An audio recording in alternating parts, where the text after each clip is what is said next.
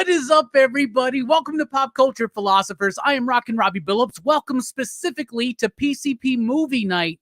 And y'all, I'm not trying to get us invested into hyperbole already, but this is the most important PCP Movie Night of all time, because tonight we're talking about the 1993 classic, one of the most important pieces of cinematic art of the 20th century, Surf Ninjas. And I can only do this with a full panel of some of the most esteemed movie critics here on YouTube and in the PCP Excitable crew. Let's bring them in. We got Island Boy Manuel. What is up, my man? Dude, I am so excited to finally be doing this movie I was so excited for. Yes, this is a good night. This is going to be a good night, and I'm telling y'all, we're expecting Cobra numbers on this one. So you better throw it out. Like, this movie's surely better than Cobra, right, Jelani? It's about there with Cobra. We'll talk about that. I got some notes. Well, we got some notes. This is quite important. Quite important.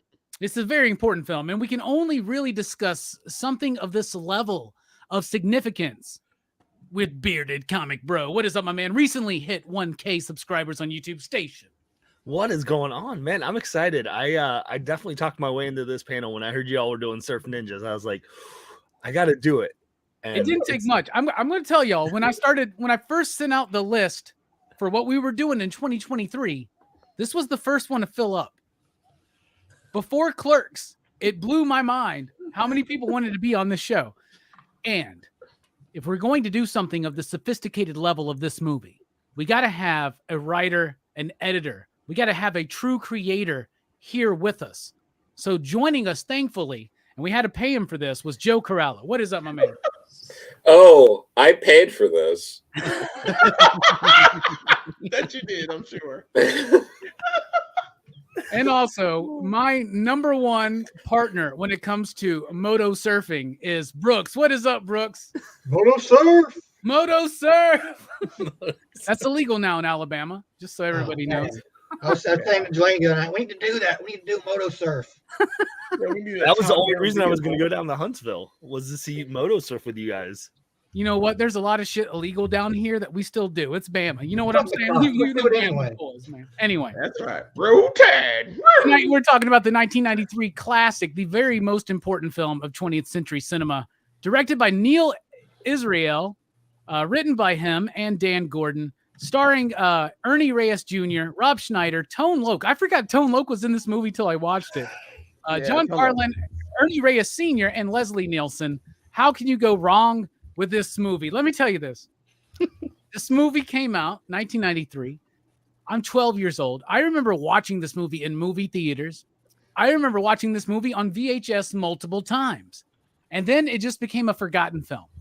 And y'all, I'm going to break kayfabe real quick. Yeah, I was trying to think of a weird stretch movie to do in January of 2023. And I was like, let's kick us off with some movies. We'll do some fun ones. We'll do something serious, and then we'll do something random from the 90s that no one remembers, but everybody does remember when they're reminded of it. And Surf Ninjas popped in my head. And holy cow, let me tell you something. I had to buy this shit on DVD because it's not available on Blu-ray. You can't find this to stream anywhere. Now let me let you in on a secret. I did not watch this on DVD because our friend with their, the PCP Plex server, we had an HD copy of Surf Ninjas. He did not know it exists. It's out there, and we need a physical release. Now, I don't want to say that PCP has that much power, but I just want to say that Joe suggested we do Satan's Little Helper. That got physical media Blu-ray release. True Lies has got more movement on its physical media release. Near Dark is getting a physical media release. That's the PCP effect, okay? So let's try to will this into existence. We need a 4K Blu-ray of Surf Ninjas. Shout Factory, you just let us know. We'll provide a commentary. A strong word for it. But we need it. This is a very important film. Let me tell you this. Okay, I love this film back in the day. I knew it was going to be a weird stretch. I sat down to watch it. I had some bourbon. I was just like, let's just have some fun with this. Yo, I still like this movie. It's stupid. It's so dumb. It's a terrible movie. But God damn it, I fucking love it. I love everything about it except Leslie Nielsen, wasted in this movie for sure.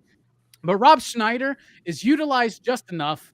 Like if there was any more or any less of Rob Schneider, I think I would like this movie a little bit less. I do like Ernie Banks. God damn it, Ernie Reyes Jr. I really do like him. I love him in Turtles. Found out recently that he's in Last Dragon, right? And of course, Red Sonja, which he's in. Man, I like this film. It's maybe not as memorable as Three Ninjas. It didn't kick off in any franchise. I guess it was a failure at its time, but it's rather big budget. It has some really great martial arts.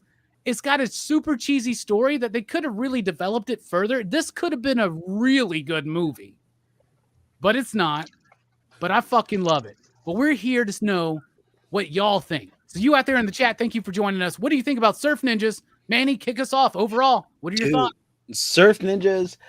Okay, so if you grew up in Northern California when I did, Ernie Reyes Sr. had a string of West Coast karate dojos everywhere. So everybody knew Ernie Reyes Sr. And when Ernie Reyes Jr. was taking off with Turtles, we all felt, vindicated. It was like, hey, we train at the same dojos. Not really, but by name only and then by association. So super psyched for this when it first came out. I remember watching it over and over and over again on VHS, and I remember absolutely loving this movie. And as a 40-year-old man rewatching it, I had no clue why I liked this freaking movie. It's kind of like, like when your kid isn't very good at something, but you try to come up with reasons they're like, oh, well, they'll grow into coordination. They'll eventually learn how to, a ball won't smack them in the face every single time it gets thrown at them. They'll get better. I feel like I can will that. I feel like I can force that into existence where my kid will one day be good at baseball and Surf Ninjas will be a good movie. Those are on my fucking Oprah board or whatever you call them, vision boards. It has Oprah has commandeered the vision that existed before Oprah. I just want everybody to know that. Okay. I don't know if anything exists. Oprah made it famous. I am looking right now for the licensing information for Surf Ninjas. We'll see if we can't get a Blu-ray press done on this, brother. We'll see what we can do. Yeah, and me and Joe have already started working on a pitch to Nick Barucci of Dynamite Comics for a Surf Ninja exploration, like a sequel series, right, Joe? I like it. Gotta make it happen. I mean, at least adapt the movie into a comic if that's where you got to start. Yeah, that's where we got to start, and then we build out from there. It technically started as a video game. This movie. It did. There's a lot of videos here. Yeah, because Sega made the game before the movie released. Sega invested in this movie, which is why he's playing the Game Gear. Yep, he's actually playing Surf Ninjas in the Surf Ninjas movie, but not the actual Surf Ninjas game, because his Surf Ninjas game allows him to see into the future and control Leslie Nielsen. Anyway, so overall, it was disappointing to you on the rewatch, man. Very much so. Wow, such an important film. Sometimes that happens.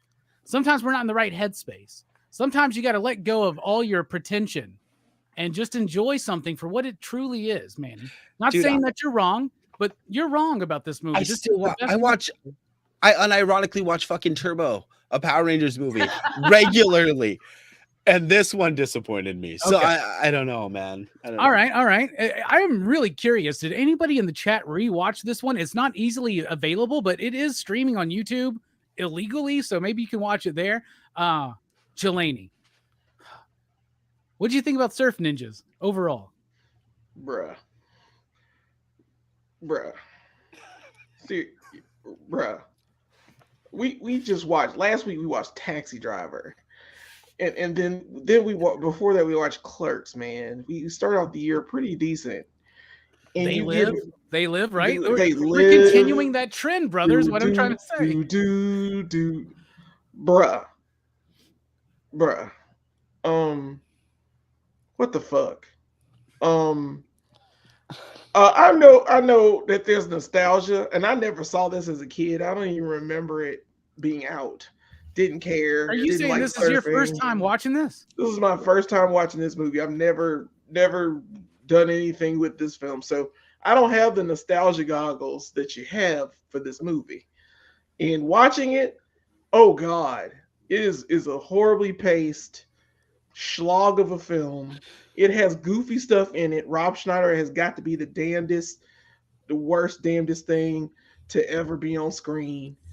It is by far, like, looking in my objective eye. I know it's supposed to be fun and rosy and stuff, but I'm like, oh my God, you could try better. You could do better. There were so many. It's New Line Cinema. They just made like Teenage Mutant Ninja Turtles 2. Like, it's not the best, but like it's goofy and it's bloodless and it has ninjas in it, as this movie does. But this movie's trash. The ninjas are wearing like the most obvious costumes ever made. Like they're Because fighting you know in the they were left daytime. over. Well, what's I funny know where is they were. they're I dressed know like that. they're dressed like the good guys in Street Fighter. Yeah. So they probably Right. used those costumes. They Yeah. did. I looked it up. They used the same costume designer. She just kept them from Surf Ninjas and That's used just them for lazy. Street Fighter. That's exceptionally That's lazy. hilarious. And it's like, why would you do that? But then, like, and you didn't, and they weren't ninjas. They surfed. They did stuff. They had cool powers. Like, all of a sudden, Ernie Reyes Jr. knows Kung Fu. And it's just like the weirdest stretch I've ever seen. He's just like, I can kick people in the face now. And then the kids, like, got premonitions, which I kind of understand. It's magic. But he's like, predicting the future with his game thing. And I'm like, yeah, it's dumb. And then, oh man, Leslie Nielsen. Other than the costume that he wore, which made no sense, didn't explain it. Why is this random dude just wanting to take over this country? Well, that's Did why he me get and Joe. powers? That's why me and Joe are pitching to Nick the prequel graphic novel as well. That's Absolutely. fine. It's You need just to know what happened to is it Colonel Chi. Colonel Chi limited series. Jesus wept. Man, I'm just like, I don't know. I don't get it, man. I don't get it. We watched Taxi Driver last week, man. I don't get it. This is a palate cleanser for sure. But I didn't want to get my tongue scraped and like shellacked and cut off. It feels like it's a little much. It's so bad. It's so awfully bad. I cannot believe you made me watch this. I cannot believe this happened as a film. I cannot tell you how much I just like this is me exercising power. The little bit of power I have right now as the head of PCP. This is me exercising it with having 6 people here to talk about fucking Surf Ninjas for an hour. And I know I'm like a black spot in the middle of this lovely love fest for this movie. But dear sweet God, I can take movies as they are. I can shut my brain off and watch it. I was in the right mindset. Trust me. Trust me. I had to do it. And I was like, I did it. And I was watching. I was like, damn, he did that. Damn, they slide down Tone Loc's back. That little kid slide down Low Tone's back. What the fuck? You can't tell me that you didn't laugh when that dude kept rolling down them fucking stairs. No one got shot with all them guns. All them guns. Not one shot was fired at these people. I'm like, the ninjas didn't come with gats. You had Mac, and Mac is nice. I like Mac. We'll get to that. I don't know why I like Mac, but I enjoyed Mac because he was like the only voice of reason. He was just the only voice of reason there. I don't know, man. Rob Schneider's pretty reasonable as Iggy when he's like, if you don't want chives, no chives. You know, and that's like a life lesson. Yeah. All right, Jelani was a little bit disappointed. What about you, Bearded? Greg, what'd you think? Is that what you took from that? I thought Jelani loved it. That's what that's what I gathered from that. I think he was just a wee bit disappointed. Got to read between the lines. So I went to the local library and got Surf Ninjas, and I was stressing because I didn't think I was going to get it in time to rewatch it because I haven't seen it since I was a kid. Like you talk about forgetting movies. I didn't see it, so I had to put the kids upstairs, let them play upstairs, and said, "Daddy's got to go watch Surf Ninjas for an hour and a half. Play amongst yourselves." And you know the saying where you shouldn't meet your heroes. I should have left it. I should have left it with. It was on a pedestal for me. Like when you said we're doing Surf Ninjas, like let's go. And then I rewatched it, and my childhood love just crumbled at my feet. I will say this. It got better though. The movie gets better than it started. The opening was rough. The opening was rough. It was really rough. You don't like the random exposition like monologue and all that, right? Yeah. And like I get it. Like these are the worst ninjas, and they're just popping up like one kid's taking like geography class, and like he can't knock them out. Like, and you can't kill them with their super ninja throwing stars. That's fucking film writing gold. They did the same thing in Beverly Hills Ninja like 2 years later. Robin Shoes beat. Robin Shoes. They did that. Yeah, but we got to feel like at least Chris Farley knew where Spain was, right? So like, yeah. That kid was dumb. I never thought I would ever say too that I found a character more annoying than Rob Schneider in a movie, but Ernie did that for me. Ernie was more annoying than Rob in this movie. And it was frustrating. And I'm saddened that I rewatched it because it's no longer on this pedestal that I put it on. Oh. Damn. All right. Well, that's why this movie is very important. Sometimes we have to understand that movie. Anyway, Joe, I'm very excited to hear what you have to say. I know that you can dissect this film and understand its true cinematic value. Brother. Sure. I took the time to rewatch Sega Game Gear Presents Surf Ninjas. And I got to tell you, not only that, but I don't know if you guys know this. I did a little digging. Sega paid for a bunch of this movie. I believe it. Yeah, for sure. It was what? This is like Nintendo to the Wizard is Sega Game Gear to this movie. Mm-hmm. They actually coordinated the release of the Game Gear game before the movie, which the game came out like a week before the movie, which apparently might be the first time in history that a video game came out leading up to the movie. So because of its historical significance, I'm probably going to end up having to give it 5 stars because that's what I do. But, keeping that in mind and the horrible truth that in some way Surf Ninjas did do something first, it's, there were moments in the movie where there were actual callbacks. I don't know if I've seen a callback fall as flat as I have ever, when the guy from like the beginning of the movie that he was supposed to introduce turns out to be on the island, and it's just like, oh, I met you, you're cool dudes. And it's like, what is happening? I like Barbara Ann now. It's my favorite song. I literally was singing it all day. Yeah.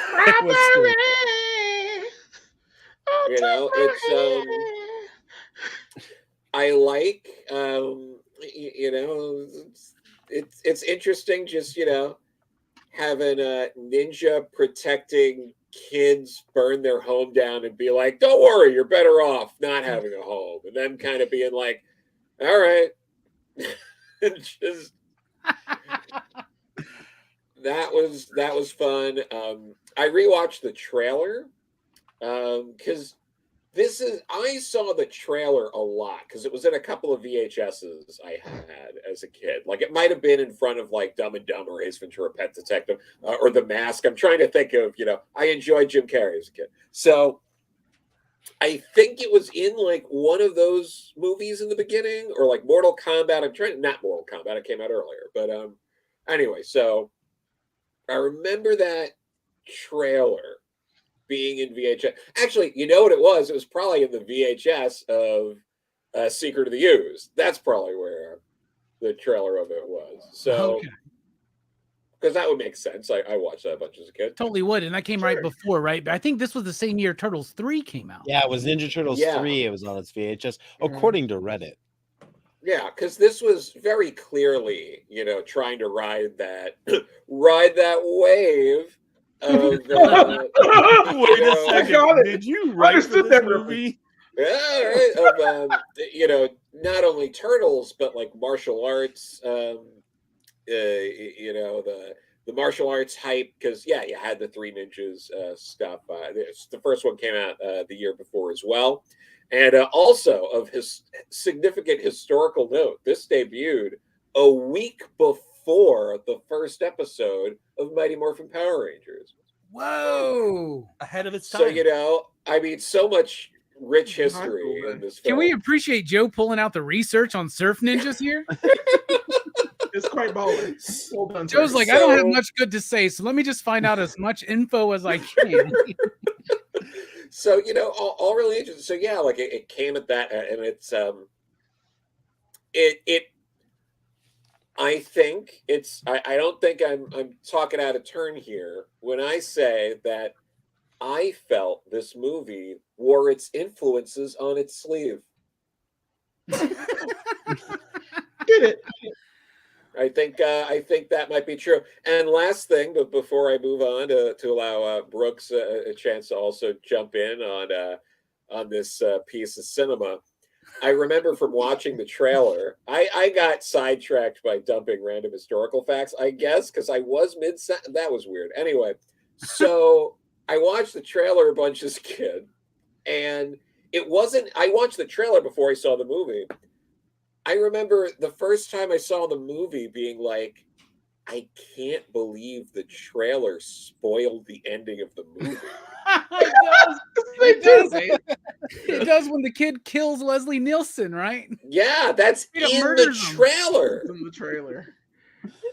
They had to get you to watch it, though. Shit. And you know what? I don't know. I'd have to do some more research, but that also might be a historical first. That might be the first time they spoiled a movie in a trailer. So, see, did I not say this was one of the most important films of the 20th century? I think Verno said it initially. Verno said this is one of the greatest pieces of art, if not the greatest of the 20th century. Maybe Verno should have been here instead of fucking. I guess. Was he too like awestruck? Yes. Was he too much like, oh, I can't. I can't participate. I couldn't even speak on the weight of this movie. So speaking of weight, Brooks hit a PR today, deadlifted 500 pounds. So everybody station for Brooks, deadlifting 500 pounds. Surf Ninjas, something you told me you remembered from when we were kids. Yeah. How did it stack up, bro? What do you think? Watching it, probably a rental, I think. And I remember thinking it was all right as a kid, but I never had the desire to rewatch it. So this is the first time since then I've watched it, and it sucks. but it does have a lot of good things going for it. Like the runtime is the first. This movie is less than an hour long, dude. It's mercifully short. And it's like that's I think that's probably one of the best parts of the movie is like that it doesn't drag you along, And it just I'm talking some shit about the movie, but it does have a very like earnest 90s kind of vibe to it that it's like dumb but in a fun way for the most part, And it's earnest. I love that. This movie is so earnest. It kind of overloads sometimes on the 90s stupidity, but like as a 90s kid, like I probably have a higher tolerance for that kind of stupidity because it was in like every movie back then. And I think Ernie Reyes was actually a pretty charismatic lead in this movie. I mean, he was goofy at times. They saddled him with a lot of stupid like 90s main tropes. Like he's a dumb dude, but he's smooth. And that smooth stuff, you just can't get by skating by in life with that smooth stuff. Is he smooth? Yeah, that's right. You're right. You can't just get by. Oh my God, it's so stupid. I love you, Dad. But it's fun, dude. Like I did enjoy watching it, honestly. But at the same time, like that movie, I feel like this movie like drained intelligence from me somehow. Like the Batman Forever thing. Did it drain your intelligence faster then a Sega Game Gear drains your battery. Oh, I love that's Sega Game fast, Gear. man. It's so bad. That's fast. Here's the thing. I would dare. This is a challenge we need to do. Can a battery, full charged battery, last as long on a Game Gear playing consistently as this movie's runtime? That could work. I don't think so. That would be a good thing to post. Like, who's got a Game Gear we can use? And like, let's find this out. I never had a Game Gear, unfortunately. Yeah. Send us a Game Gear with Surf Ninjas. All right. Well, you can't have a film of this monumental status without having a brilliant cast behind it. So what is the performance you want to highlight, Manny? I'm gonna go Leslie Nielsen as Colonel Chi. He had fucking nothing to work with. They were like, he thought he was filming G.I. Joe, and then he showed up, and they were like, no, it's not G.I. Joe. And he's like, it's not G.I. Joe. What's it about? They're like, I don't know, call waiting. And that's the entire fucking character arc for this character, is him trying to figure out who called him earlier. I love that Leslie Nielsen is so good that Leslie Nielsen gets to play a character named Colonel Chi, and the script doesn't give a fuck. Yet Rob Schneider is the exact same genetic makeup as both Nick Cowan and Ernie Reyes Jr. They're both either Irish, German, and Filipino, but yet he's the white guy that isn't Asian. Like they specifically say, you're not even Asian. And he's the exact same race as the other two characters. I love that he doesn't get to be Asian, but Leslie Nielsen gets to be Colonel Chi. That is a testament to how good of an actor Leslie Nielsen is in this film. So I'm going to give it to Colonel Chi all day long. Okay, I can appreciate that. And he never got canceled for that, we should just say. Not even once. No, because he did a lot. He did a lot of stuff. He should have canceled him. But that was Chuck and Larry. So this, to me, the biggest disappointment of this movie is him in this film. Like, there's a lot of potential there. But don't worry, we got that potential fulfilled by Raul Julia, I think the very next year or two in Street Fighter, which we've covered before here, but not in a live scenario. And we got plans, PCP Army. We got plans. Jelani, what is a performance you want to highlight that makes this film stand out as one of the best in cinema history? Wow. Oh, geez. Oh, man. I'm just going to take Ernie Reyes Sr. as Johnny. He was awesome as far as the fighting. Senior or junior? Hold on. Senior. Yep. Senior's not Johnny. Senior's the Patch. Yeah, got it. Zach. Patch. Yeah, Patch. Zach. Whatever. I can't. Zach. Oh, God. Do you know? Did you watch this movie? Yeah, I did. I watched the trailer? Because apparently that's all you need to see. Because the whole movie. But yeah, the Patch dude, he was awesome. I liked him. I liked, that he dressed like a hobo to fight ninjas in the daytime. His martial arts were pretty decent. They should have been in a much, much, much better movie. Where competent writing happened. All this needed was competent writing. I really think that they had something, and like I said, they weren't ninjas. They surfed, but they weren't ninjas. They didn't train or anything. There was no montage of them learning how to be ninjas. No, one just has magical Game Gear powers, and the other one learned how martial arts immediately. And it's within him, man. He already knows it, dude. That's the whole point. Don't you know martial arts skills are passed down through genetics? Yes. Yeah, that's not a stereotype at all. We're good with this. Let's roll with it. I do like Kelly Hu though, as the lady. Lady Deathstrike. Yes, Lady Deathstrike is in it. Yeah, she's amazing in this. Did they abandon a food plot line in this? Because like Iggy talks a lot about food, Mac talks about food, and then that chick's name is fucking Romaine. And they pick her up at a fucking Chinese restaurant. Like I think there was it's like a Pan whole plot Chinese about restaurant. Racism. Racism. It's made up racism. It's Panashani, actually. Yeah, there is made up country. Let's be accurate. So like let's back up on the. It's where Spain is. It's right beside Spain.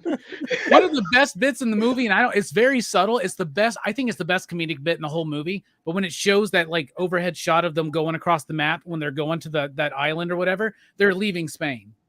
Yeah, like it's just that's really fucking funny. Like to me, I don't know. Spain is where Los Angeles is. I don't fucking know. Yeah, Kelly Hu's awesome, man. You know, and yeah, don't worry, bro. If you don't want romaine, no romaine. It's fine. It's fine. But we all had that friend that would come over and eat our food. You know what I'm saying? Or you were that friend. Mac has this like whole freaking spiel at the beginning about like when I go to the hamburger stand, it's like, is this fucking Popeye movie? Like, I don't know what the hell's going on here. Wimpy's gonna show up. Yeah. Speaking of Wimpy, Greg, what did you think? What's the performance you want to highlight? I mean, not that you're a wimp, but that you like cheeseburgers. I thought you were making it a Diary of a Wimpy Kid because his name's Greg. But anyways. Oh shit! I didn't. Yeah, that's what I was doing. Yeah, I made the yeah. Good. Clever. Right? You watched that live stream. You know I had to sit through all 4 of those recently. You son of a, and you got to bring it up now. You know I'm gonna have flashbacks about that stupid Diary of a Wimpy Kid now. You know it, Greg. Thank you. I appreciate it. At least it wasn't Judy Moody in the Not Bummer Summer. The dumbest name for a freaking. I mean, you just watched Surf Ninjas and you're worried about having flashbacks of Diary of a Wimpy Kid. Did you not see the 4th one, Greg? Anyways, they made 4? They made 4 of them. They made 6 because then Disney remade the first 2 as animation. Oh God! Wow. So, Greg, what's the performance you want to highlight in this film? Obviously, I've first got to at least highlight that Joe was completely wrong on the callback because Baba Ram is fantastic of a character. But I'm gonna go with Iggy or like Rob Schneider. I was thoroughly surprised that I did not find him annoying as I should have. Like, I was shocked. And we talk about the bit where he doesn't know how to surf in the movie called Surf Ninjas, which is the joke, but then magically can get across the island with all of the other ninjas who probably have never surfed either. No, but they trained them. They were like, bend your knees, use your hands. And is that he like give me like a Rocky montage of them learning how to surf or learning how to be ninjas? It's just why did it happen? Anyway, nobody knows how to surf or be a ninja at the same time. Like you either know how to surf or you know how to be a ninja. Not both. Not at but the same time. Iggy's character, Rob just he brought the comedic timing for me. I thought it was not going to like it, and man, those little bits were when he's in the wheelchair as their Irish uncle, I think is what they portrayed, and he's a 30-year-old man supposed to be playing a teenager. Right, he's supposed to be like 16 in this movie or something like that because he's driving, right? Yeah, well, I don't know, but he's like 15, 16. He's 30 years old at this time. By the way, aging very well. Yes. Yeah. And also, the moto surfing, like, and no one's driving the car while they're moto surfing. Around here, we call that ghost riding. But yeah, I get it. Ghost riding the whip. You know it. There was just so much goodness in Rob's character that, I mean, it was there for me, and it worked really well because nothing else in the movie worked well. I actually do like Rob Schneider in this movie. I think he's in there just enough. He's not in there the right amount of time. That's like Demolition Man is peak Rob Schneider for me. Like that's like he's in there enough. He does his job. This one, he does kind of overstay his welcome. But I love the little bits like where he throws the dynamite before lighting it and like hits the dude in the head and he knocks over into the other guy and he's like, I got one of them. And like, I don't know, man. I like him in this movie. I just wish he had sideburns for some reason, but that was the style, I guess. What about you, Joe? What's the performance you want to highlight in this classic cinema example of glory? I'm going to go with John Carlin as Mac. He seems like he thinks he's in like one of like the later Death Wish movies or something. Like he seems like he thinks he's in like some sort of like fucking schlock action movie, and he's not. But that's how he's like acting. It's so jarring whenever he's there because I don't know what movie he thinks he's in, but it's not Surf Ninjas. Yeah, like he's the only rational person in the movie though. When Eye Patch guy shows up, it's like dramatic. Oh, it's you. Yeah. Like he has like no sense of fun or humor or anything. but yeah, just like holy shit. Yeah, right. Okay. I'm like, I don't get it. Like he's just like I feel like so much of that movie was him like talking to the director, being like, "What am I supposed to do? What? What's this line? Who's this guy?" What if he's so like method or something? He's like, I only want the pages with me in them on the script. Like, don't send me anything else. I just want to read the pages with me. Right? Like that could be what's going on. Yeah. Yeah, because he is just like it's wild. He is angry and gruff, and there is all this silliness and camp and no weight to anything happening, and to like he's the only one that seems to realize he's in like a very dangerous international incident that could potentially like spark a world war.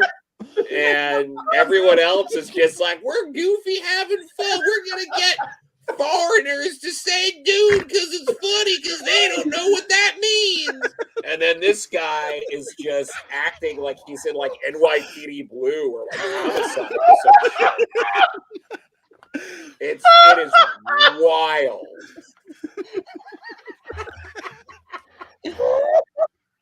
Exactly. Brooks, what's the performance you want to highlight? I actually thought that the love interest character in this movie was pretty good. The girl, what was her name? Kelly Hu. Yeah, but like, cause like I thought at first, like when I first saw her, I was like, oh, she's just gonna be like, she's gonna get like double dragoned, and then they're gonna have to like rescue her and all that. But she actually double dragon, is that a sexual move or are you referencing the movie? You know how in the beginning of Double Dragon, some dudes just walk up, punch your girlfriend in the stomach, and throw her over their shoulder and walk away. Oh, so it is both Double Dragon. reference to the video game and a sexual move. We're sex positive here. Wait, no. He does not like acknowledge you can just go and we hit don't condone somebody. Double Dragon. Yeah, we don't condone the Double caveman, Dragon? Captain Caveman shit. Anyway, We're sex positive. I'm out. we're sex positive, but to a point. Like, The Double Dragon is not a license. I wasn't gonna deny it, but fuck it. PCP does not approve of the Double Dragon. I just want everybody to know that. Brooks, continue on. I'm sorry.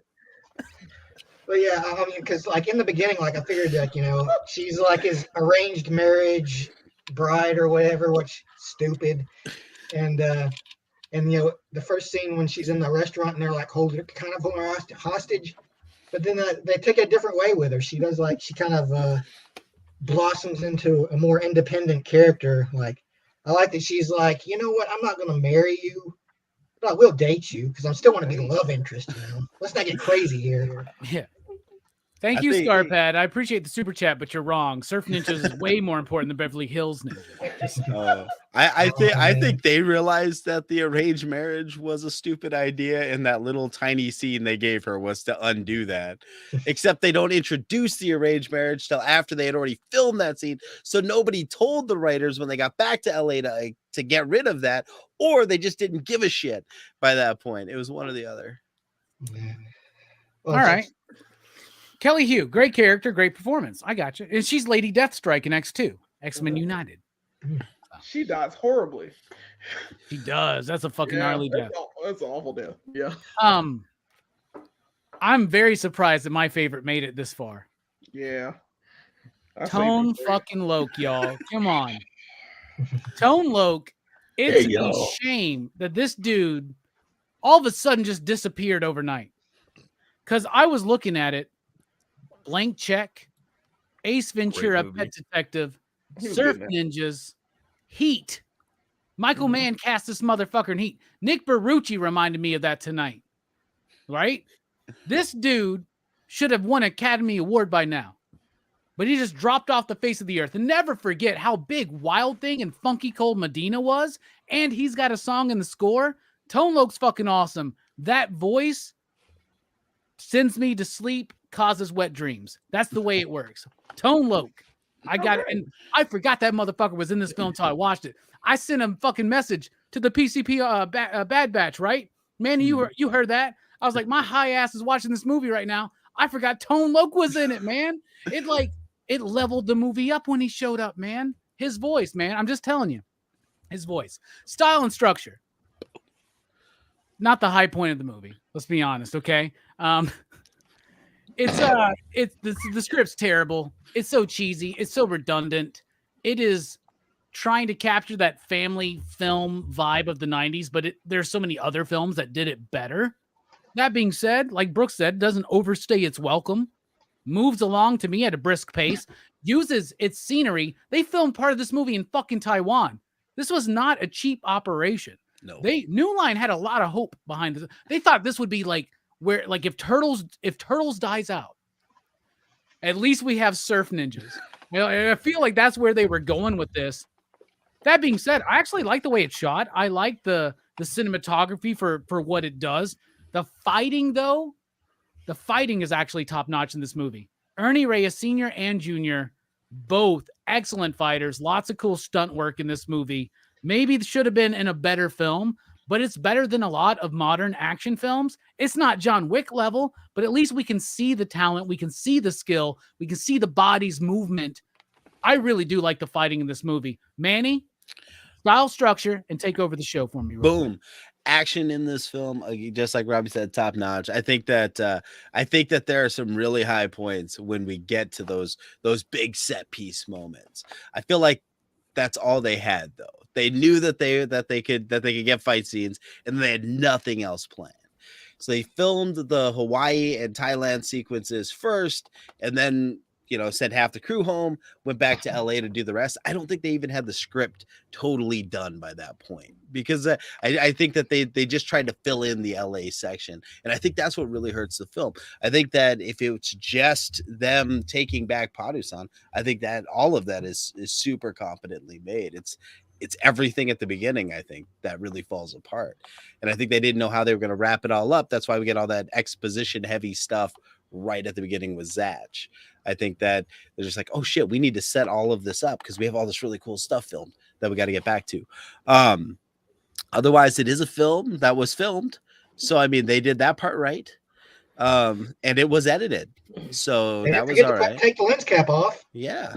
And they did everything. Unfortunately. They did everything you're supposed to do in the 90s. They gave us ninjas. They gave us surfer dudes. They gave us a love interest.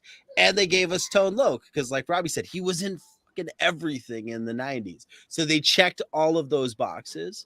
And this is what we got. This is what we got. I've watched worse student films, so at least I can say that much about it. But speaking of, watching worse student films, Jelani, my friend, what do you think about the style and structure of this film? Well, I mean, it ain't good. It's fine. It's like shot well. I'm kidding. The shot where that makes me the maddest is the one where like the ninja's at the top of the roof, and then he jumps down, and they see him coming, and like move out of the way immediately. I don't know the way he comes down. I don't think the camera should have been like right there, like right under him. It just looks terrible. It's just poorly shot that way. Yeah, it's a movie. They did something with it. I'm sure it made a couple dollars.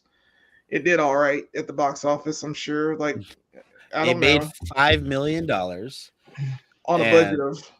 They won't tell you the budget. They're that ashamed of how the shit went. That's you can't find the budget. I don't think you can find it. I couldn't find it anywhere when I was looking.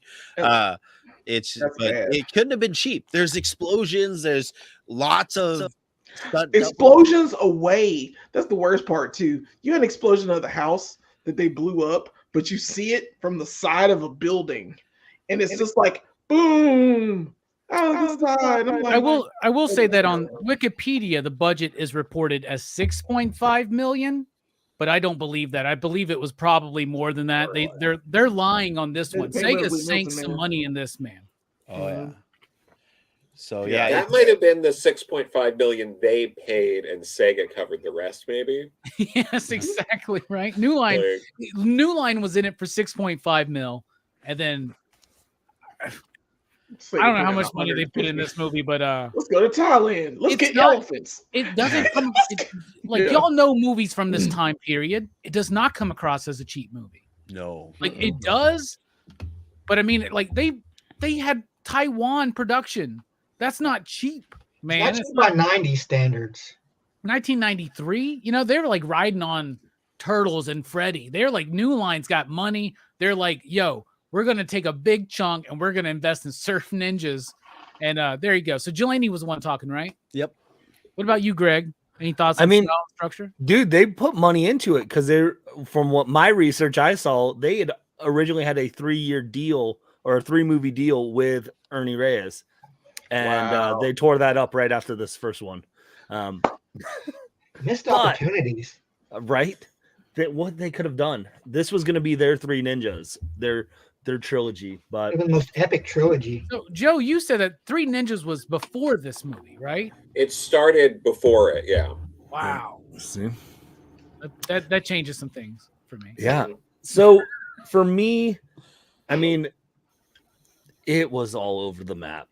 It was so frustrating because they spent so much time, I felt like Manny said, and detail into the fight scenes. They're like, yes. But they're like, oh no, Tone is in the back of a Jeep in handcuffs. We're going to chop the handcuffs in half. And so they can get free. And then they just fall off the wrist. Like they don't cut they just slide his wrist out of the Jeep. Like, it's because he spoke and melted those locks. That's what happened, man. No, because that was a cut scene. It was together. They just slid them off. Slid them off. Forward. And then they were like, they cut the chain. He was like, I remember that. Old Medina. The magic sword, though. So, like, maybe the magic part is that it opens manacles automatically or some shit. This is on my vibe. I rewound the movie. Like, no, did they just slide off the handcuffs? I just love that the handcuff thing is the one bit you can't fucking grab in this movie. You just can't. I saw it. I agree. Doesn't make any sense. Listen, I can support ninjas and the surfing ninjas, and I can support a half man, half machine Leslie Nielsen, which makes no sense because in the cover of the movie, he's just chilling in the water with no yeah, nothing on it. The fucking movie poster spoils the goddamn movie, Joe. Look at that. He's just chilling. He's just there. Oh! And it's his full face too. There's no mask or nothing. Not at all. Why? Why do that? Why cover up crushing Colonel Chi? Yeah, but I why like cover yours up that has a beautiful white face? case, man. Mine has a black case. I like yours better. Well, it's probably because they just found it anywhere. But somebody broke the case and they had to pull you got something to select like the scenes and stuff. 3. Like, man, it's so good. Yeah, that was the one part that just was a hang up for me was the handcuffs. I mean, it was all over the map. The cool thing about the DVD is you have the option of the widescreen or the full screen. Yeah, you did. Yeah. You want to have that VHS unique experience. All right, so all over the place, you say. Yes. Makes sense. Let's be honest. All right, Joe, what do you think about style and structure? You're a writer. I mean, I can't believe we're talking about the style and structure of Surf Ninjas. One comment I do want to make is that before diving into the bigger point is it feels like when you got to like the Teenage Mutant Ninja Turtle knockoffs, you either went in the mutant animal area or the martial arts area. So, you'd get like your Street Sharks, your Biker Mice from Mars, Extreme Dinosaurs, etc.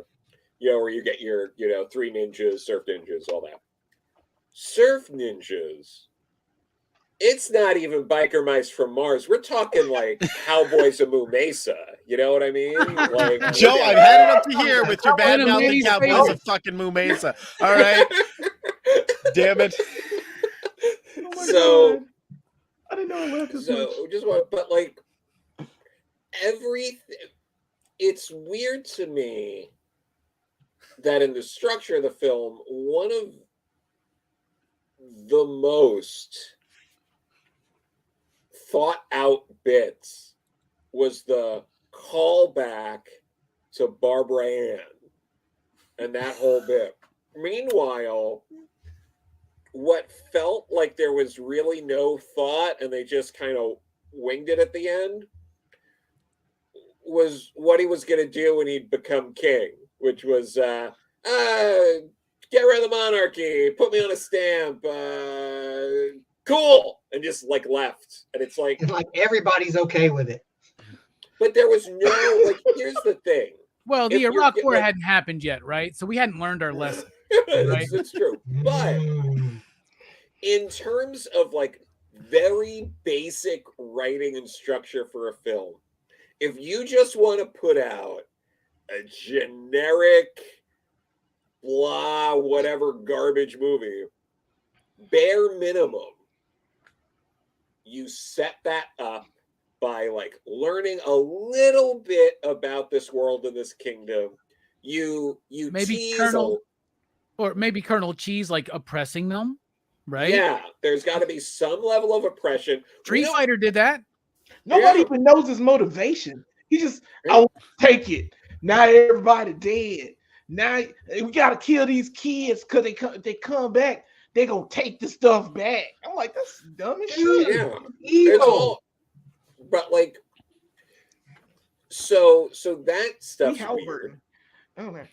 But then it's like you gotta seed that. You gotta set it up so that way it makes sense when he gets there and like liberates them all, because nothing about his character throughout the movie suggests that he wouldn't want to just rule. They burned his fucking house down. He's got nothing. Like you know, it's like, what are you doing? It's like you gotta set that up and move it along, and they don't do any of that. It's very haphazard by the seat of their pants. They take a lot more time throwing out random scenes where an older person is pointing out that it's hard to understand the kids' lingo. There's like multiple scenes of that for nothing. It's just like, okay, why are we pointing this out over and over again? You're trying to tell me that this milestone film doesn't have adequate character development and threaded plot? Yeah, I'm willing to say that live on YouTube. I don't care if people find this and try to you know, hold this against me later. I don't care if I'm up for, you know, some big thing, big creative thing, and then it gets shut down because Rob Schneider finds out that I didn't like surf ninjas. President Rob Schneider. Like, Joe, we got a big deal. We're going to give you $100K right now to develop this project with Rob Schneider. And you're going to go, oh no. Robbie, pull down the Surf Ninjas video right now. He's going to be your Keanu Reeves to your Berserker, man. You just wait, man. You better watch what you say, man. There you go. But no. Joe and Rob writing Surf Ninjas comic. Yeah. No, I mean, like, I'll be honest. I'll be a fucking Would you work with Rob Schneider? I don't know. He's kind of all over the place right now, and I'm not like. But you know, it depends. I mean, you know, if Rob like reached out and genuinely wanted to like co-write something with me, yeah, that'd be cool. But like, you know, I'm not gonna like, you know, like just do whatever just because it's Rob Schneider. You know, I'm not gonna like drive him to the airport or something. You know, it's gotta be like something creatively fulfilling. I'm not gonna get his fucking coffee or whatever. And so, a grown ass man, I don't do that shit anymore. You know, but no, it's but yeah, the script could have been a tighter. There could have been a little more intent, I think, in the film. It turns out a lot of those set pieces were designed specifically for there to be things to do in the Game Gear game. And that they kind of built the movie around that. Like, there was actually a lot of influence from Sega being like, well, like I you know, part of why you do those scenes where they're abroad fighting ninjas is because they're like, this game's got to be interesting. Have them like punch people in like Thailand or something. Like, come on. Dan Gordon legitimately said that. Like when he wrote the film, he wrote scenes that would be good for a film and a video game.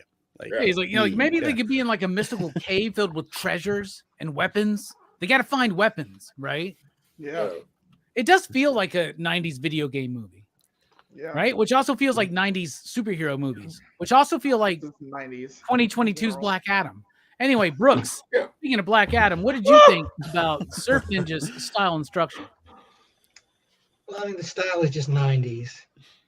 And I think this, as far as structure, it does suffer a little bit from its being shortened. Like there's some things that like don't really get developed. Like the whole romance, there's this thing in the romance plot where like she tells him at some point, like early on, like, oh, we need to keep you safe for the revolution or whatever. And then like later on, he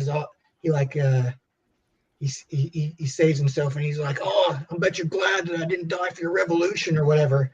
It's like they kind of just rushed this weird romance, like romantic tension between these two characters. But I think it's better that they decided to just keep it short, because I don't think whatever they would have put into like, to fill in and explain would have just been bad. So I think it's all right. I'm just glad, that a movie that's less than an hour long exists. And it is entertaining. It's not less too, than like, an hour. It's like an hour and like 20 minutes. What? 56 minutes. No, that's what the Plex server says, but it's actually longer than that. It's longer than It that. was the- And it won't let you 87 rewind it. minutes. Yeah, 87 minutes. Hmm. I saw that too, because at first I thought the Plex server didn't have the whole movie, but it did. It does that sometimes. It has weird times. Anyway, we're talking about weird stuff right now. It's an hour and 27 minutes. Yeah, that's what I expected it would be. So I thought it was weird. It was shorter than Tourist Trap, which I did to this last weekend with Dylan's Horror Show, and I think it was better than Tourist Trap. So there you go. All right. Wow. I'm not going to that's weird saying a stretch lot on y'all about the Tourist music. Trap. I know music's my thing, and I'm always like this and that. There's 3 songs I like in the soundtrack. There's the Tone Loc song from the very beginning, Hit the Coast. I like that song. There's a Neil Sundet song called From Now On that I really, really like. And there's a Bad Company song called Here Comes Trouble. Dope. What did you think about the music in the film, Manny? It was passable. Barbara Ann is going to be a classic from here on out. I need that a cappella version in my life. But yeah, other than that, I don't know. It's passable. I didn't really notice it too much. I was wondering about the Barbara Ann thing, because I remember playing that. I was watching some people on YouTube and they were like, nobody remembered Barbara Ann when this movie came out. Like, it's so random that they picked that song. I remembered Barbara Ann, and I remembered it because I started playing it at football games and marching band, which that would have started in middle school when I was like 12 years old, which corresponds with the release of Surf Ninjas, which makes me wonder, did it become a marching band song because of this movie? Another Or first. was it in the movie because it was a marching band song? We'll have to discover that some other time. Jelani, what did you think about the music in the film? Biggest crime in the world is that they used Beethoven's Ode to Fucking Joy in the worst way fucking possible. Like, I heard it and I was like, Mozart, Ode to Joy. Once again, it's Beethoven did Ode Beethoven. to Joy, bro. Ode to Joy. I sang a lot. Dun, dun, dun, dun, dun, dun, dun. Yeah, that's Beethoven. Folks. I know you got a liberal arts degree and everything, but that was Beethoven. I'm pretty fucking sure. It's Beethoven, man. Definitely The dog, the dog from the Charles Yeah. Grunt. What's The his Grodin. name? Yeah, Charles Grodin Grodin. movies. Yeah. Yeah, that dog. It's a crime because that scene of events was in the restaurant and he's fighting. He learns that he loves kung fu. Whoa, I know kung fu, and he like loses his mind and all that stuff. And like, it's Brooks just went to grab his encyclopedias. 1986. Is it a crime? It's a mess. Yeah, Barbara Ann's in it, but it was like I got nothing. For music, I got just like Ernie Reyes, Johnny. I got nothing. Okay. It's a crime. It's a crime that Ode to Joy was in it, though. Why? So since he was playing at some point in the film, technically Mark Wahlberg is in this film too. I'm looking at the soundtrack and Whoa. now I got to rewatch it again. Wait, Funky Bunch is Marky in this Mark. movie? Marky Mark Pandemonium featuring Marky Mark Bruh. is in Wow. this film. Didn't even notice this one. Didn't even notice that. Greg, what did you think about the music in the How's your film? mother? I mean, I thought, Jelani, when you were talking about the biggest crime of the soundtrack is that you have a movie called Surf Ninjas, and there's no song featuring the Butthole Surfers on there. Like, Not one. not one. Like, Not how do you not approach them and you're like, come on, make it happen? Or no surf music. Yeah. Really. Right. I was vibing, like, I was like, oh, this has got to be Or one of real those ninjas. 90s soundtrack where it's Mhm. like, where it feels like California-y, you know, and I'm just like, no, they're just like, no, they didn't want to do that. I will say though, the Barber Ann at the end was a great way. It reminded me, I feel like Shrek ripped off Surf Ninjas, how they do the musical number at the end for the credits. Surf Ninjas did it first. Yeah, Surf Ninjas was the first movie to do a musical number at the end of the credits. So I guess that's another historical significance. We'll forget decades of cinema before that. But yeah, that's a good distinction. Thank you, Greg, for that. What else am I supposed to talk about on this music? All right, I'm trying to pull for. By the way, strings here, everybody but keeps what's- saying Barbara Ann. They're not doing Barbara Ann. They're doing Baba Ram. Oh, true. Completely different. It's like the Vanilla Ice Queen David Bowie thing. Joe, what do you think about the music in the film? I guess the that you know how we do it song, the Marky Mark. I was going to mention that earlier, but you know, that was kind of cool, I guess. Nice. You didn't like the Tone Loc bit in the beginning? I mean, it's fine, but you know, people were already bringing that up and talking about it. So, all right. Brooks, music. Did you notice it? Yeah, it was all right. Standard 90s fare. It didn't stand. It's not like this is Bill and Ted. You know what I'm saying? It didn't really stand out. But Yeah. that Bad Company song is good, y'all. Y'all should listen to it. It's really good. It's a good song. It's a good song. I'm telling you. All right, the theme, Surf Ninjas, very important film of the 20th century. What's it saying to you, Manny? What is this movie about? This film is it's really about it's kind of like about gentrification. It's about like taking it, because Mac takes it upon himself to pull these two orphans out of their homeland and then raise them to be the whitest Californian surfers ever. Robs them of their identity. It takes their uncle coming back, and the ninjas is really just a metaphor for the struggle of the uncle to get through the system, cut through all the red tape in order to get to his nephews who were taken from him by this imperialist Mac. Their country is being taken over by Colonel Chi, somebody who's not only oppressing the people and seating, you know, taking over the government, but he's also doing it in a way that is mocking to their own ethnicity. He's calling himself Colonel Chi. He's trying to promote himself as somebody who is of the people when he's so clearly an other. I think that I think the film is also shining a light on Western cinema's desire to mysticize Asian cultures and races by giving Johnny these powers that seem to come from nowhere.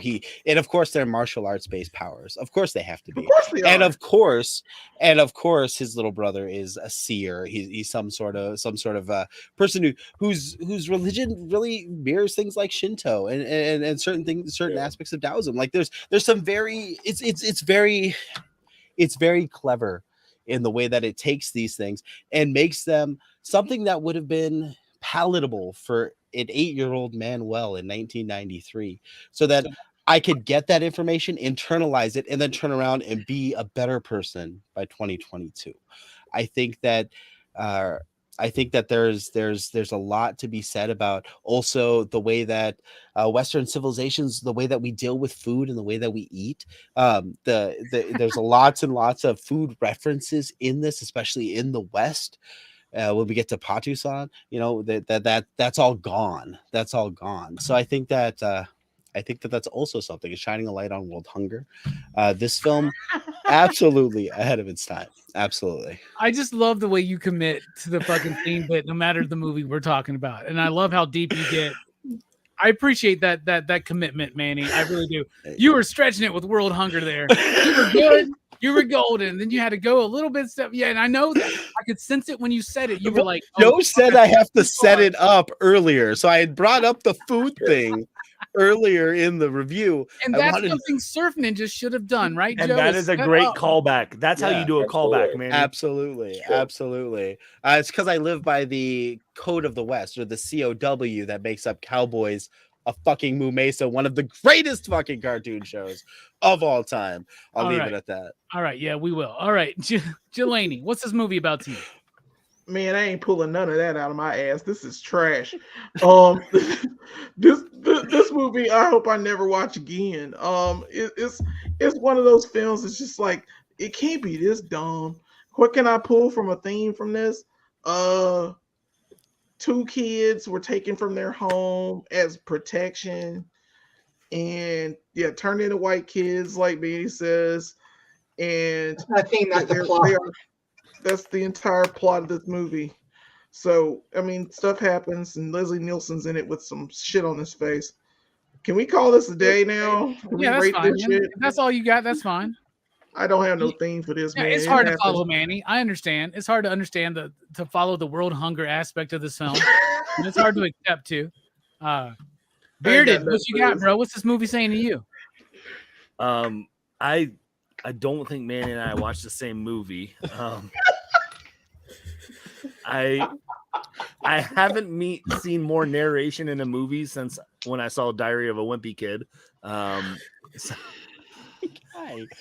fucking guy.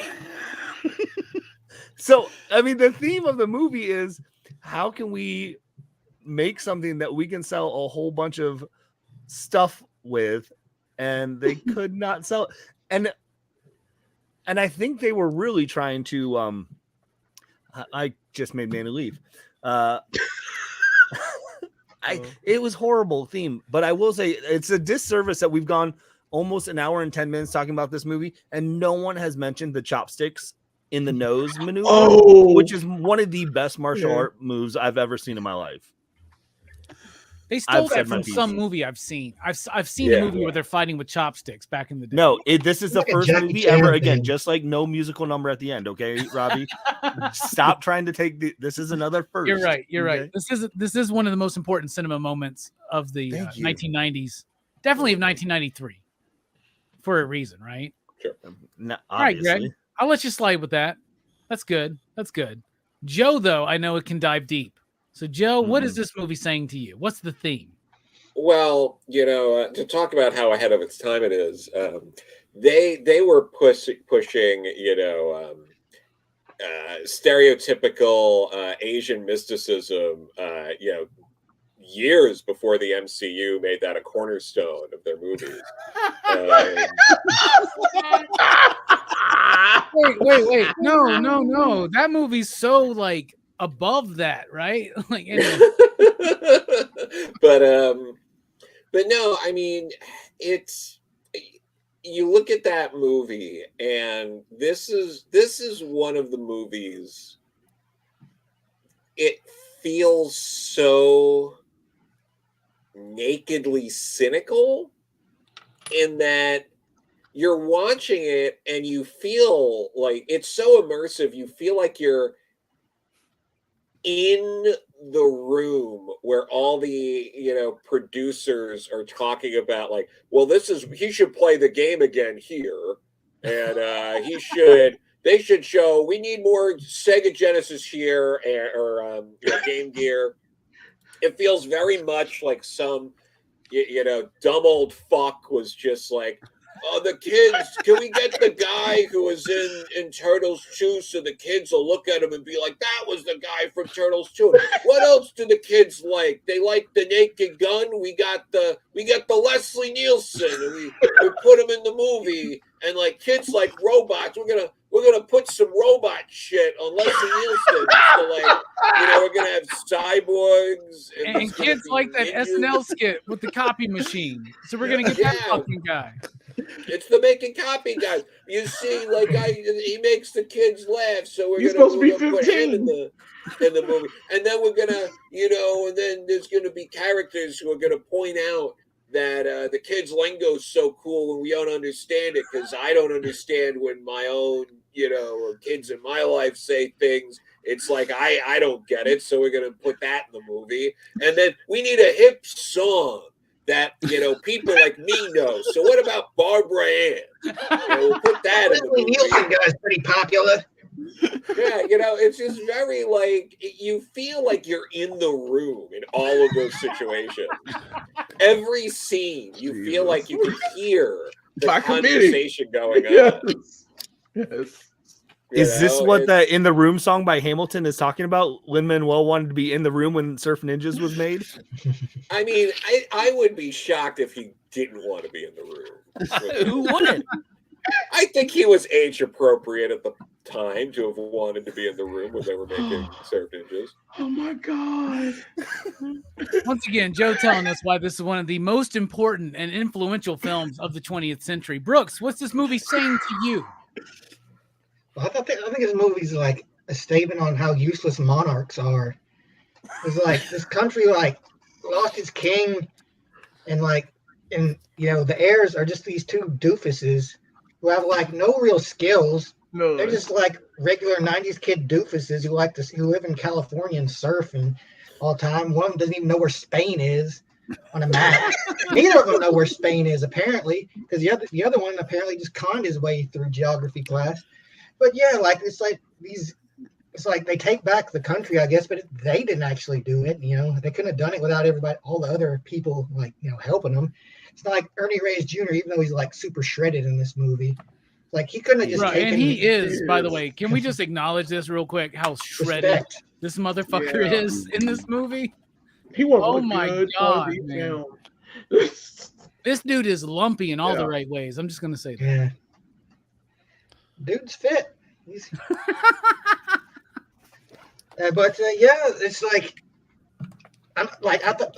the ending was the ending really saved a lot of this movie for me because of how he's just you know what, fuck this, I'm not going to be the king. Let's just ban the monarchy, and everybody's like, yay! But in real life, some group of motherfuckers would be like, whoa, get over now, power vacuum. What am I going to do without the king?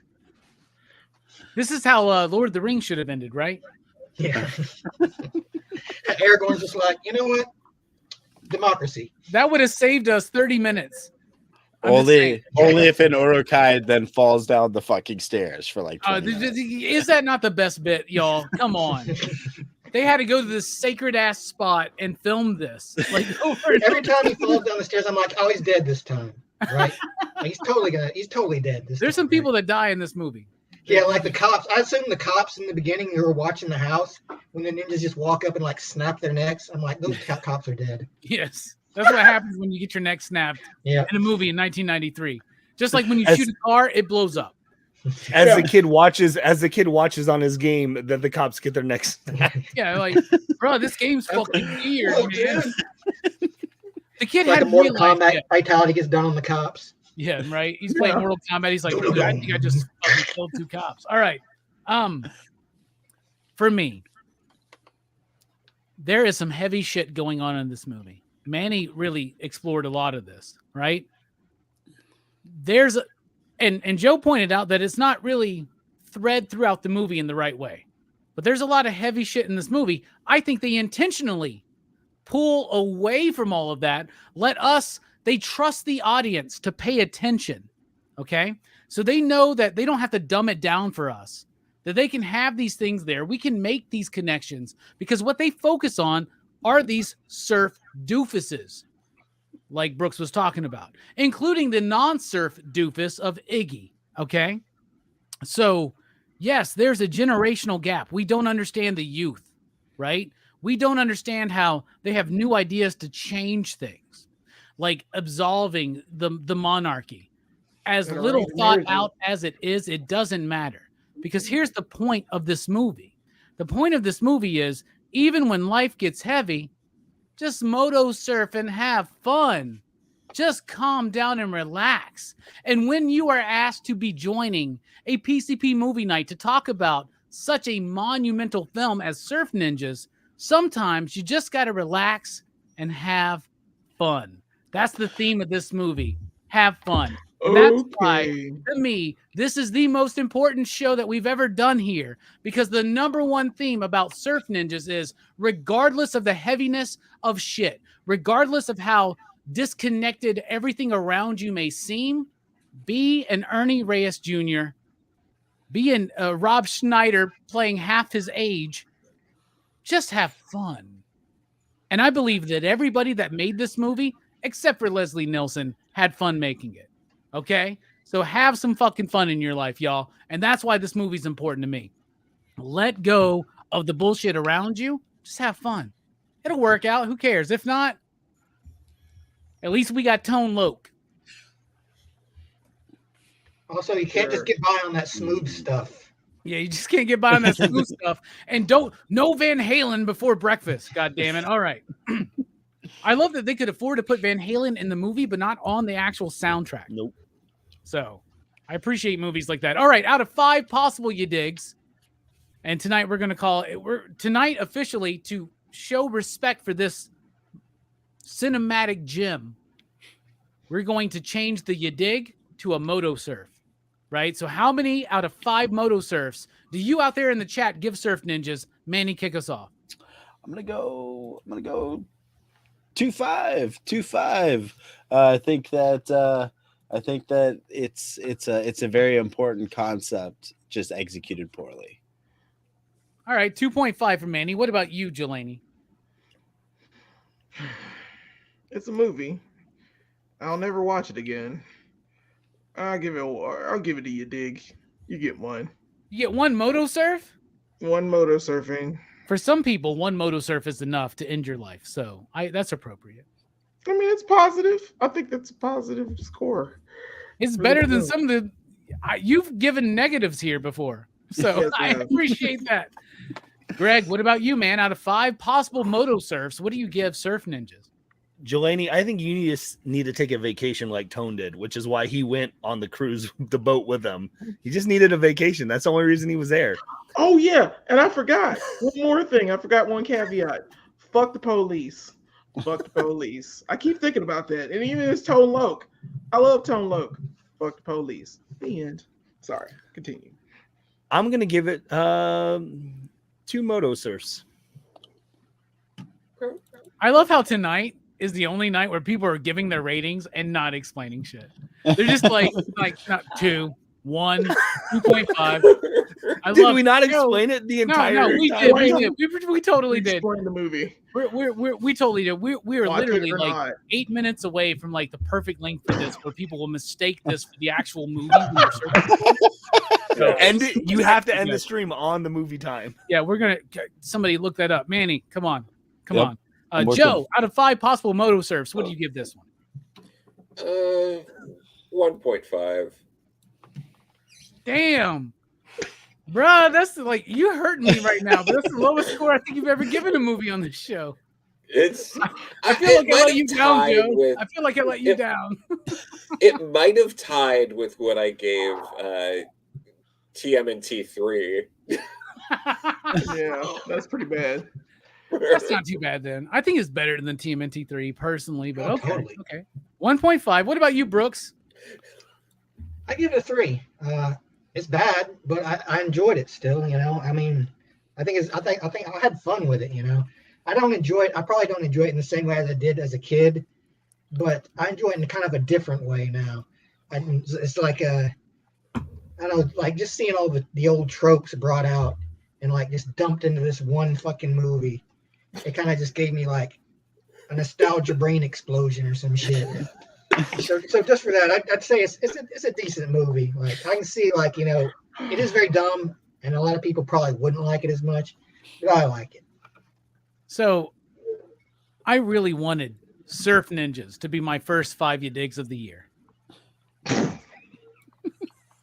But rewatching Taxi Driver last week, that was my first 5 you digs of the year.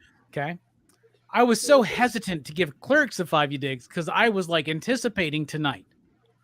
Taxi Driver broke that streak. So now all the pressure is off and I can continue being very, very critically minded and honest and objective with my reviews and my ratings, as well as allowing nostalgia and the idea of judging a movie based on the experience of watching it last. and I am very tempted to be stupid as fuck tonight. But I'm learning my lesson. I'm going to have fun. I'm going to be critical. I'm going to be real. The most I can ever give this movie on any kind of basis is a 3. So I'll go 3. I really wanted to give this a fucking 4.69 or a 3.69. It's a 3. I'm with Brooks. The height of enjoyment on this is a 3, which means it's not a good film, because on the best day of your life, you watch this movie, it's going to be a 3. And on the worst day of your life, it's going to be a fucking 1, Jelani. I'm sorry, like, life's been tough. But I hope it gets better. It's not that. No, I'm fine now. This is great. I saw that the best way I could possibly see. You sat on my couch. You sat on this. Bro, Jelani's couch is badass. I took a pic. I was like, can I take a picture of this? Where'd you buy this? How much did it cost? If you watch this movie on acid, it'd be a 5. Bruh. Let's fucking do Like, that. oh my god, I didn't even Sounds so see good. all the So layers, There are dude. better movies to watch on acid. Yeah, so many. No, I don't think there is, Joe. Figure drive. I would rewatch this movie though, just as if you guys did it in like a mystery science theater style, and I would watch that panel of you guys just critiquing the movie as the movie goes on. I am telling y'all, sure. Shout Factory, Arrow, whoever the fuck wants to take up the rights, Surf Ninja Blu-ray, we free of fucking charge will give you a movie commentary with all 6 of us, right? Because there isn't one. I did Absolutely. look for it. There is not a. There's no director's commentary. Because there's commentaries didn't exist when they made this shit, even though Criterion Laserdisc existed. And it could have been the first. It could have been the first. Well, I was just talking last week about Martin Scorsese filmed recorded a commentary for Taxi Driver in 1986. So, it was the first. It would have been the first. Anyway, what a great show tonight, y'all. Surf Ninjas. So that's a 3 from me and Brooks, a 2.5 from Manny, a 1 from Jelani. Greg, it was a 2? It was a 2. And a 1.5 from Joe. Yeah. That's an honest PCP average of a 1.9, 789, 43, 87, 69, bro. Because you can't have a surf movie without a 69, right? But the 9 repeats, it has that line over it, so it just whatever. It's under 2, you digs, collectively. However, I like it. This was a great conversation. I told you it was one of the most important films we would ever talk about tonight on the history of PCP Movie Night. And the reason was this not fun, y'all? Holy shit. It was a blast. Absolutely. This was a blast. All right, Manny's stepped out for just a second. So, Jelani, why don't you tell us about everybody cover your ears real quick?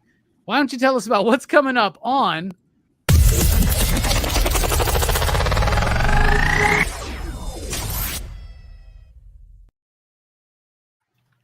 I should have had my figures out, but this week we're going to do the 2 Last Ronin figures, the unarmored Last Ronin figure from NECA, and also the PX exclusive Playmates Last Ronin.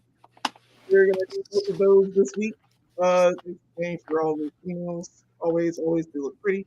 Guys, we are at 117 subscribers, so thank you so much. Got a big boost from Robbie Live last night. So thank you guys for watching our show. You know, Brooks and I put a lot of work in it, and we had Robbie on the show. We had a blast. It was good times, man. Head by all. And you know, I have fun making them, cutting them. I hate editing them, but I love that, you know, we have the camaraderie that we do, and the community that we have, you know, for this to happen. So I appreciate it, and please watch Go Figure reviews. We do even stuff. though you stole the name and we cussed too much. Yep. Oh yeah. Got a message last night that apparently, we cuss too much in our videos, and we act like we're on ADHD all of the time, and we stole our name from another group. Oh, and welcome to YouTube, Jelani. Never saw that stuff before. Don't care. Laugh my ass off after I delete it. So we're hitting the running time. It's over, dude. We're about to hit the running time. We're about to hit the running time of Surf Ninjas. So let's make this perfect. Manny, final thoughts. Boom. Go check out Scarpad's domain, Scarpad SoFi Sojourns. The best, SoFi Sojourn? yeah. Scarpad's Sci-Fi Sojourns just had an awesome episode with Terminator. Perry was on there, Fable was on there, Link was on there. I'm pretty sure Dylan and Scarpad were probably there too. So go and check them out. Nice. Bearded. Final thoughts? And yeah, just check me out on Bearded Comic Bro. I do interviews and I do silly comic related stuff. Just dropped an interview with Mark Russell. I've had Joe on. I've had a lot of awesome creators on. So check it out. Nice. Yep. Great channel, everybody. Check them out. Just recently crossed 1K. Congrats, Station. Good job. Thank you. Joe, final thoughts. By the way, Dahlia in the Dark #2, awesome.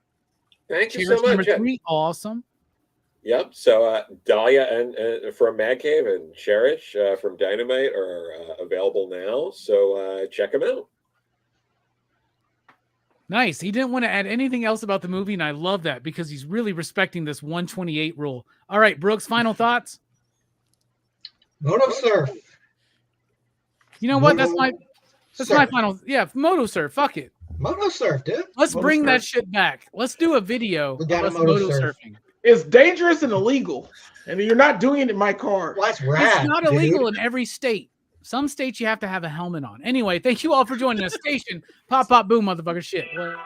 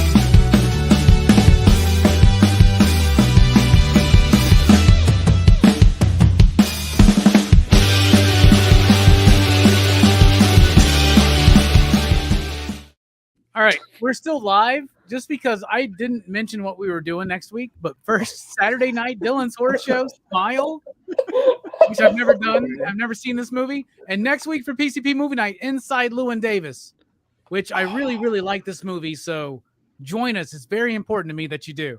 It's actually probably more important than this film.